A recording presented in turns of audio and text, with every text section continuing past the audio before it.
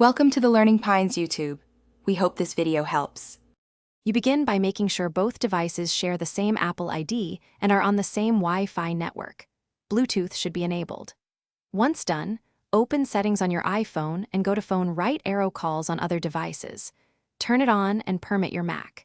Then on your Mac, open FaceTime, choose Preferences, and enable calls from iPhone so the system can route the carrier call through your Mac. This links the devices and prepares them to receive calls immediately. Now configure FaceTime and audio so calls sound right. Sign into FaceTime with the same Apple ID and confirm it shows active. FaceTime must be enabled to accept cellular handoff. Make sure your Mac's input and output devices are set under System Settings right arrow sound and raise the ring volume so you hear incoming calls. Also allow FaceTime notifications and turn off Do Not Disturb or add an exception so call banners appear. These steps ensure you can see and hear calls as they arrive on your Mac. To finish, practice. When a call arrives, tap Accept on the banner or open FaceTime to pick up.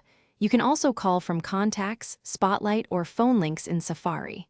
When done, click End or close the FaceTime window. If calls don't appear, try this one key troubleshooting tip. Restart both devices and sign out, then back into your Apple ID. Also make sure calls on other devices remains enabled and any VPNs or firewalls aren't blocking local device discovery. Thanks for watching. Consider subscribing if we helped you.